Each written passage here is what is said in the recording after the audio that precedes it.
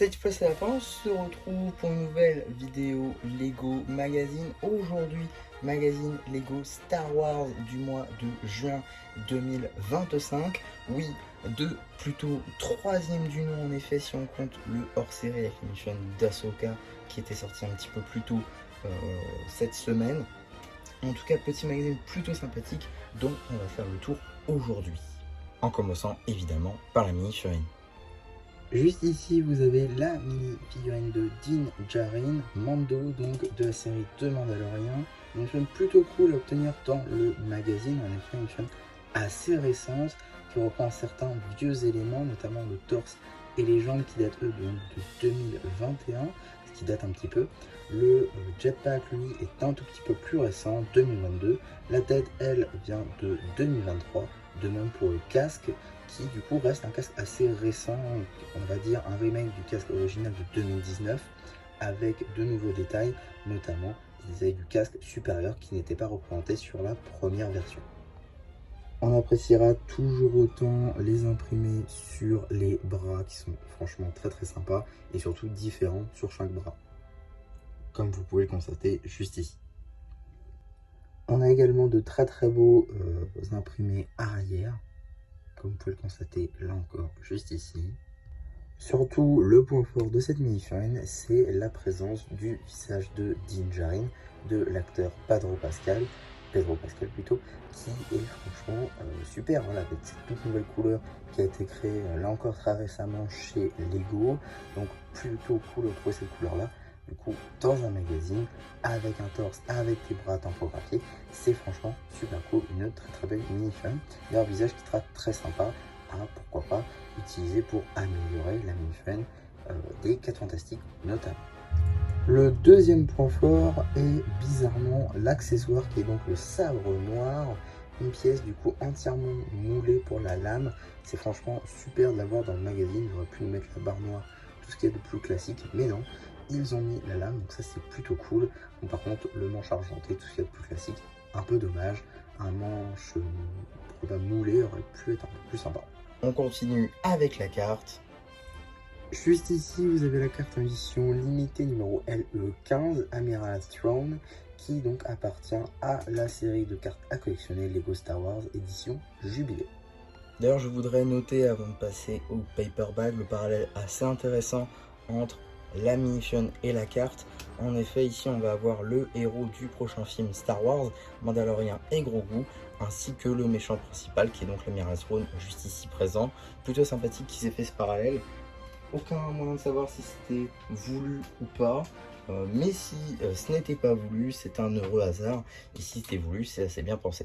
En tout cas, on va pouvoir passer au paperback juste ici, avec donc une image à l'échelle de notre mini-figurine, évidemment The Mandalorian, même si sur le magazine c'est écrit Din Djarin, mais pourquoi pas. À l'arrière, on retrouve également donc le petit numéro d'item qui vous permettra de le rajouter à votre collection Brickset ou tout simplement d'obtenir les instructions sur le site de Blue Ocean. En ce qui concerne le magazine, on est sur un format classique à 6,99 € dans lequel on va pouvoir découvrir tout d'abord un petit sommaire de 2 pages comme à l'accoutumée dans la gamme Lego Star Wars évidemment, avec donc il y a bien entendu une galaxie lointaine très lointaine, également petite bande dessinée le meilleur apprenti ou plutôt assistant, petit BD qui sera évidemment disponible sur la chaîne BD, cela va de soi. Voilà, je passe un petit peu pour éviter de vous la spoil. Petite publicité pour l'Arc 170 qui est sorti donc le 1er janvier 2025, accompagné du chasseur Jedi d'Ahsoka, et qui va très bien évidemment avec le Starfighter plutôt le Micro Fighter de Plo Koon, qui est donc lui sorti le 1er juin 2025, et je vous en dis pas plus. Je vous en dis pas plus. C'est peut-être le sujet d'une prochaine vidéo. Voilà. Suite de la BD juste ici. Encore une fois, qui visiblement va suivre Dark Vador. C'est pas souvent le cas en vrai, donc plutôt sympa. Également, petit poster ici entre l'Empereur et Dark Vador. Petit poster de Grogu évidemment, avec effectivement aussi le petit Razor Crest UCS qui fait référence donc au personnage du Mandalorian, de Din Djarin, qu'on a aujourd'hui dans le magazine. Et donc, toujours par deux ils vont. Effectivement, donc une phrase de Maître Yoda et qui suit évidemment la règle des deux dans l'univers Star Wars. Petite page dédiée à l'abonnement dit Padawan qui comprend donc 11 numéros plus 2 offerts pour 76,50 €. Je n'ai personnellement jamais testé l'abonnement Star Wars, mais pour avoir testé à l'époque l'abonnement Nexonite, il y avait beaucoup de retard. Visiblement ça a été réglé notamment avec la gamme Minecraft où un youtubeur l'a pris, donc Lego Minecraft, la chaîne non officielle qui est tenue par notre très cher Léophyte, qui du coup a pris l'abonnement et visiblement ça arrive assez rapidement, 1 à 2 semaines rapidement, donc c'est plutôt cool en vrai parce que moi visiblement, en tout cas quand je m'en souviens avec la gamme Nexonite, ça arrivait vraiment très long, enfin très longtemps. Et également ici petit jeu très sympa d'ailleurs, petit jeu visiblement qui reprend le gros Battle Pack exclusif Lego Store avec 40 € avec la mission de R2KT, K2KT plutôt, enfin bref, petit jeu basé là-dessus. En gros vous avez les mêmes activités mais il faut le faire le plus rapidement possible, donc j'imagine qu'il faut le faire à deux. C'est un jeu à dés en plus, un jeu plutôt compliqué mais qui surtout demande d'être à deux quoi, donc un peu compliqué si comme moi vous êtes tout seul. Également petit jeu ici sur le thème de Dagobah qui va nous présenter Luke Skywalker ainsi que son maître Jedi Yoda. Et juste ici un petit jeu avec visiblement les droïdes sondes et pas mal de vaisseaux de l'Empire, notamment les chasseurs TIE comme on peut le voir juste ici. On continue encore et toujours avec un petit quiz sur l'univers Star Wars, ça c'est plutôt sympa, avec Kylo Ren. Et également un petit jeu qui reprend le duel entre Obi-Wan et Anakin sur Mustafar, plutôt sympa. Encore j'aime beaucoup quand les jeux reprennent soit une aventure des films, des séries, soit reprennent des sets, c'est plutôt cool je trouve. Ici une page avec des jeux basés sur la mini-figurine, donc juste ici. Et là, il faut retrouver la bonne forme de sabre, plutôt sympa comme petit jeu, avec notamment des pièces qu'on peut avoir chez Lego, notamment évidemment les katanas, juste ici, ou encore les lames de jungle, juste là, ou l'épée de chevalier, tout ce qu'il y a de plus classique. Également, petite BD bonus, cette fois-ci sur le thème du Mandalorian, donc ça c'est plutôt cool également, avec le sabre noir. Voilà, c'est franchement cool, mais surtout, voilà, petite BD qui sera elle aussi disponible sur la chaîne BD. On continue avec une page dédiée à notre chasseur de primes préféré, le Mandalorian, du coup avec toutes ces pages infos, ses vaisseaux évidemment. On a également juste ici une petite page dédiée au courrier, on peut voir notamment des dessins ou encore des parties d'échecs avec du calendrier de la fin. Avec du calendrier de l'Avent, un Star Wars visiblement, ainsi des minifigs, mais surtout une collection juste ici, visiblement avec la cantina de Mos Eisley déjà, un petit faucon millénium, voilà, quelques petits sets plutôt sympas, mais surtout quelques petits magazines qu'on a évidemment tous notifiés.